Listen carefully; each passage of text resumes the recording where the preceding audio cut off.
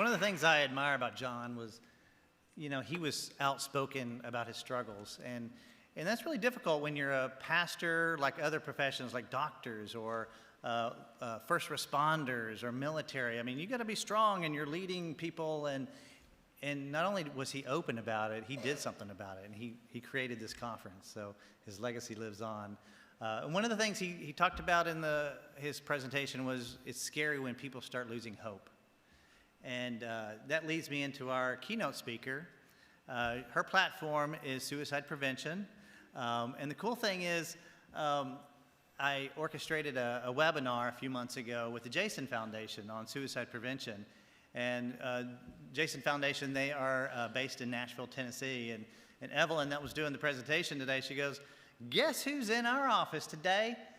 We have Miss Texas." And I said, "Well, you're in Tennessee. That's not fair." I said, and I just happened to finish a conference call with our planning committee. I'm like, "Hey, I need a keynote speaker." So it worked out really perfect. I think it's a God thing. So I contacted their office, and she was actually able to join us today and drove all the way in from Midland, I think, yesterday. And so let me introduce Miss Texas, Mallory Fuller.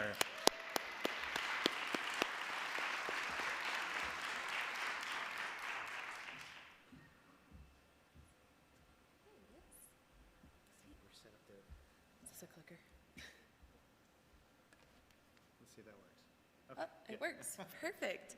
Hello, everyone. My name is Mallory Fuller, and like he said, I am Miss Texas. So that has been my job since June, and it will continue to be my full-time job until next June. But I am so excited to be here today. And like he said, I think it was a God thing. My faith is something that is really, really important to me. And so being able to be here and bring in my faith as well as my passion for suicide prevention and mental health is so exciting. And I'm so thankful that I get to be here. A little bit nervous to follow John. That was incredible. So I am already so inspired and blown away by what is being done here. So go ahead, get started. So my journey with suicide prevention began when I was in high school. I was 15 when I lost my friend Johnny. And Johnny was somebody that was always smiling. He was somebody that was very excited to go to school. He was a football player. His dad was the coach at our school. He was in all of the honors classes, and we never in a million years thought that we would lose Johnny to suicide. And I'm actually from a small town. I'm from Fairfield, Texas, which is north of here on 45. And so we didn't talk about suicide. We didn't talk about mental health. We didn't talk about that because it was something that was so stigmatized. And it's been almost 10 years since we lost Johnny. It was 2013. And I feel like our world in general has just made such great strides talking about mental health. But back then, we didn't talk about it. We didn't talk about depression. We didn't talk about anxiety. And so when this happened to somebody like him, it was devastating. And he mentioned that my connection with the Jason Foundation, Johnny's family decided to partner with the Jason Foundation and get the Jason Flat Act passed in Texas. So the Jason Flat Act makes it mandatory for teachers to be trained in suicide prevention annually instead of just once before they can get their teaching certificate. So in 2015, I was able to go with Johnny's family to the Capitol, and we testified on behalf of the Jason Flat Act, and we got it passed. And now it is the Jason Flat Act in memory of Jonathan Childers, and I'm so thankful that that is passed. But as Miss Texas, my job has been to go into schools, and I speak to elementary school students. I speak to middle school students and high school students, and today I'm actually going to be presenting a little bit of an adaptation of the presentation that I take into the high schools. A lot of the information comes from the Jason Foundation. We created a college training program together, and this is similar to that. So the first thing is some statistics about suicide. So suicide for teenagers, it is the second leading cause of death. It is only surpassed by unintentional accidents like car accidents, and then more teenagers and young adults will die from suicide than from cancer, heart disease, AIDS, birth defects, stroke, the flu, chronic lung disease. All of these different diseases combined, more teenagers will die each year from suicide. And then this one is the one that is most staggering to me, that every single day in America, we have about 4,000 teens who will attempt suicide. And so you can look around this room and see that there's nowhere near 4,000 people in this room, and that's how many teens every single day in our country will attempt suicide. And that's something that, in my opinion, we have to do something about this. When we talk about suicide and we talk about these warning signs that we're going to talk about here in a minute, and we normalize this conversation and realize that it's okay if we're struggling, we can prevent suicide. So the first thing that I do when I go into high schools is I bust some myths about suicide. And I really like to do this because I think sometimes when we think about suicide, we don't necessarily think that it's something that we can talk about, because it is stigmatized, and we think that if we say that word, it's going to put an idea in somebody's mind. So the first one is that people who talk about suicide won't really do it. And this one is false, because about 4 out of 5 teens especially who attempt suicide show warning signs either through their words or through their actions. So if somebody is constantly talking about it, this could be a warning sign that they might be struggling with it. And then talking about suicide may give someone an idea. And I'll admit, this is the one that I believed more than anything, especially before we lost Johnny. I thought that if I said the word suicide to somebody, it was going to plant a seed in their mind, or it was going to give them an idea. And this is false, because the opposite is actually true. So if somebody is really struggling with suicidal thoughts, the very best thing that you can do for them is ask them what's going on. It allows them to open up about their struggle without having to take that first step of saying that I'm not okay. And so the best thing to do is to talk about it and get that conversation going so that they can come forward and they don't have to take that first step. And then the last one is that people who attempt suicide, but they don't complete suicide, they're not really serious and they're just looking for attention. And this one is false, because in the first year following a suicide attempt, somebody is 100 times more likely to attempt again. So when we have somebody who has attempted in the past, we really need to make sure that we come together and support them and make sure they know that they're cared for and that they're loved, and that we are there for them, to make sure that they know that they can talk about it and we can help them get through that. So I said this earlier, but about 4 out of 5 teens who do attempt suicide have shown clear warning signs. So this tells us in about 80% of cases, we have the ability to come forward and help them and recognize these warning signs so that we can stop a tragedy before it happens. So here are some of the warning signs, and this is not an all-inclusive list. And we mentioned earlier about the Jason Foundation. They have a ton of great resources where you can learn about the warning signs of suicide, and even Google. If you Google the warning signs of suicide, you can learn them and be able to recognize those in people. But these are some of the ones that we see. We have suicide threats. So those can be either direct statements or indirect statements.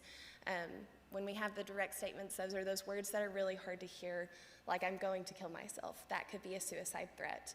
But we also have suicide threats that aren't as direct. So we have things like, the world would be a better place without me, or your life would be better off without me. These can be indirect statements that could kind of raise an alarm in our heads and make us think that somebody might be saying a suicide threat. We also have previous suicide attempts. We mentioned that one already. In the first year following a suicide attempt, somebody is 100 times more likely to attempt it again.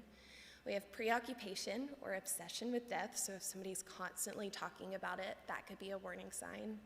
We have depression, and when I go into high schools, I like to open it up as a conversation at this point, because we talk about depression, but sometimes we don't know what that necessarily looks like in somebody. And so I'll ask the high school students to give me some things that they might think. I oftentimes hear sadness, lack of interest, but there's also signs of depression that might not be as well known. Things like changes in sleeping patterns, eating habits, a lack of hygiene. All of these could be signs that somebody is dealing with depression. So I really like to be able to have that conversation with those students so we can talk about what it might look like. We also have final arrangements, so if somebody is giving away their prized possessions, that could be a sign. And then the last one we have is other signs. Like I mentioned, there are a lot more warning signs of suicide than just this list, but one of the ones that I like to highlight is a sudden change in interest or a lack of interest in something that that person once loved. The Jason Foundation shared with me that Jason, their son, who they lost to suicide, actually decided that he didn't want to play football anymore. And he loved football. That was something that he wanted to do all the time. And looking back, that could have been a warning sign to them that he was really struggling with something. So if you have somebody that is passionate about the arts, or maybe they make really good grades and then all of a sudden their grades aren't as well anymore, or somebody who plays football no longer wants to play football, any kind of lack of interest that somebody was once really excited about, that could be a sign that they might be struggling. So who is at risk? We have people who are more at risk for suicide ideation, but that doesn't necessarily mean that they're going to have suicidal thoughts. But what I want to point out here is that suicide is not biased.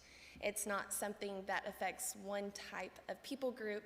It doesn't affect any certain background. It can affect anyone. And being from a small town, we did not ever think that we would lose Johnny to suicide, but we did. And it's really important that we know that it can be somebody in our community. It can be somebody that we might be close to. And so we shouldn't ever think that it's going to affect one certain type of person.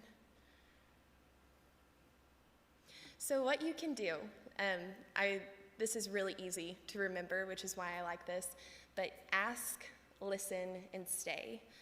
And the first one is ask. We already talked about that. One of the best things that you can do if you see that somebody is struggling, if you recognize some of those warning signs, is to ask them about it. You can ask them if they're thinking about harming themselves. You can ask them if they're thinking about suicide. You can be direct. It's not going to put an idea in their mind. It's going to allow that conversation to start. And honestly, they may be relieved that you are coming to them and asking them what's going on. The next one is listen. This one's really important because oftentimes we like to help. We like to fix things. And you may not always be able to fix the problem, and you don't always have to offer advice. You may just need to listen to somebody. So it's really important to be a space where somebody can listen, or where you can listen to them without judgment. Be a space where somebody can talk openly. And I think John was mentioning that we shouldn't turn away from people who are struggling with mental illness. We should push into that, and we should be there for them and allow them to open up. So it's really important that we be that safe place for the people around us. And then stay with that person until they are in a safe place or they are with somebody else who can help them. You can remove any objects that might be used in a suicide attempt. You can call the National Suicide Prevention Lifeline, and this one is important because they can give you information that you might not know. They can tell you where to go. They can give you different resources. What I really like to highlight here, especially when I'm talking to the younger crowds, is that it's so important for them to tell somebody if they think that one of their friends might be struggling. After we lost Johnny, I actually had a friend that came to me and told me that they were thinking about it as well, but to not tell anybody because they didn't want anybody to know. And at the time, the most important thing to me was keeping that friendship. I didn't want to betray them. I didn't want to go behind their backs and tell somebody that they were struggling. But looking back, I should have done the opposite. I should have told a teacher. I should have told a parent. I should have told somebody who could have helped them. I'm thankful that that person is still with us today, but if it was the other way around, I would have been devastated. So it's so much more important for, especially teens, to tell somebody and not keep it to themselves in fear of losing that friendship. And then if danger is immediate, you can call 911 and they can help you. So when I go into these high schools, I've been able to speak to about over 10,000 students so far as Miss Texas, and he mentioned that I actually just came back from Midland. I was doing a school tour out in Midland, Odessa, and I spoke to over 2,000 students just this past week. And I like to really shift the conversation here because it's so important for us to know warning signs of suicide, and it's so important for us to know how to help our friends. All of those things are so, so important. But what I've realized is that sometimes we just need the permission to realize that it is okay to not be okay. It's okay if you might be struggling with depression. It's okay if you might be struggling with anxiety. It's okay if you might be struggling with suicidal thoughts, especially suicidal thoughts. I think we often think if somebody is struggling with that there's no hope, that there's no getting over that. But there is treatment that is available. There are people who can help with this. And so it's important that we realize that no matter what it is that we might be struggling with, all of that is okay. So here is where I like to have a little bit of a vulnerability moment with the students that I speak to. I think oftentimes, especially with young ages, it's easy to see somebody who comes in and talks about the warning signs of suicide or talks about what you can do to help other people and think that that person might have it all together. Clearly, I do not always have it all together. You can see in the middle picture that I'm in the middle of a breakdown. And that was around the same time that I decided to go see a counselor for the first time. And growing up, my mom was an elementary school counselor, and that was the most amazing thing, and I'm so thankful for that. But I was always under the impression that that was for other people. I didn't need help with my mental health. My mom helped those other kids. And so when I had to take that first step of going to see a counselor, it was terrifying for me. Like I said, before I lost Johnny, we never even talked about mental health. And so taking that first step was something that was scary, but it was the best thing that I've ever done for myself. I realized that I was actually struggling with a lot of anxiety, and it was coming from a lot of negative self-talk towards myself, comparing myself to other people, not seeing my worth in who I was. And I have people who will come up to me now and they'll tell me that even since the beginning of 2021, that I'm not the same person that they knew. And it's kind of funny to hear that because I am the same person, I am the same Mallory, but when I was able to step in and really work on my own mental health and realize my worth in who I was and my worth in Jesus, I was able to continue on and be a much stronger version of myself. So this is actually my favorite verse when it comes to my own anxiety, and it's one that I find a lot of comfort in, and it is Matthew 6:26. Look at the birds of the air. They do not sow or reap or store away in barns, and yet your heavenly Father feeds them. Are you not much more valuable than they? And I really like this one because there are so many different aspects of creation and all of the things that God created and called good. But we are the only part of creation that was made in his image. And so when I see this verse and I see the birds, they didn't sow or reap, but still they're taken care of. We as humans, we're made in his image.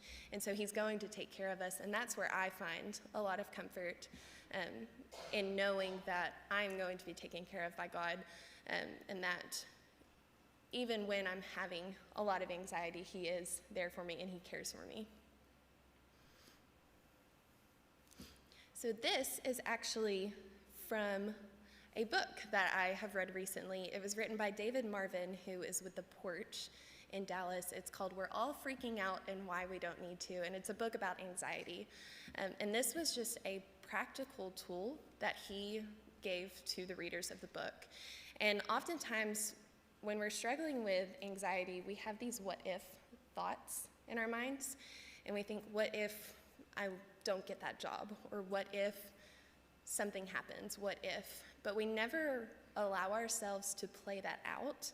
We don't say what would happen after that what if.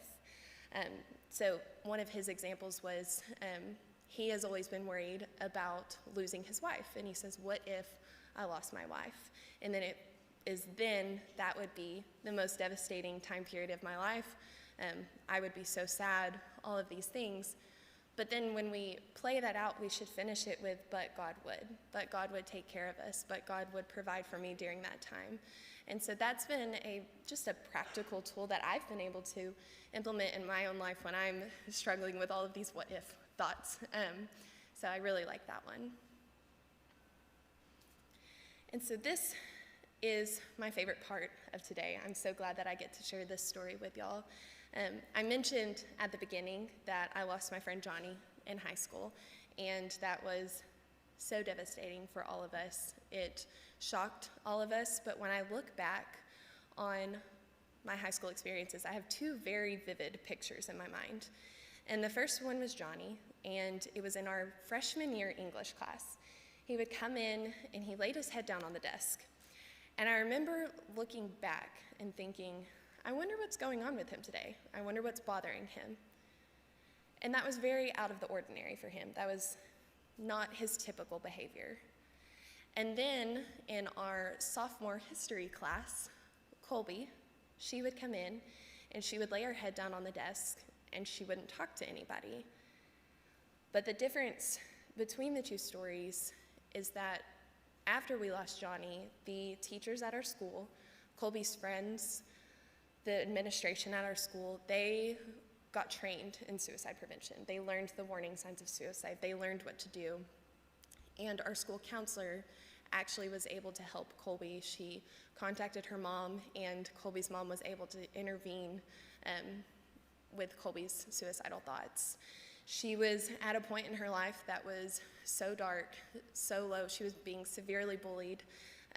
She was having some trouble at home, but today, she is one of the most joyful people that I know. And I'm really excited to share Colby's story today because when I go into the public schools, I'm not able to tell Colby's full story, but Colby's life was saved when she met Jesus. Her life was saved when she was actually at a church. I think it was a conference, actually, and she realized her worth and her value in him. And so, yes, sometimes we struggle. Sometimes we struggle with things like suicidal thoughts, and we struggle with our mental health. And it is so, so, so important for us to come together as a community and support each other in times like this.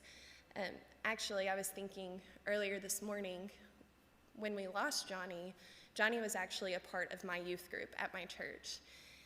And if you ask anybody at our school, especially our class of people, the hardest time period of all of our lives was that year.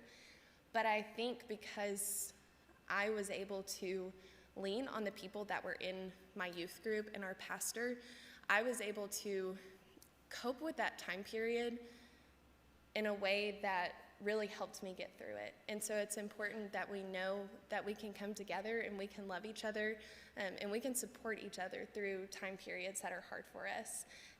And no matter what it is that we might be struggling with, that there is hope. And Colby's story is proof of that. She graduated from A&M, which is where I graduated from. Yes, whoop. She is working her dream job. She actually works for a church in College Station.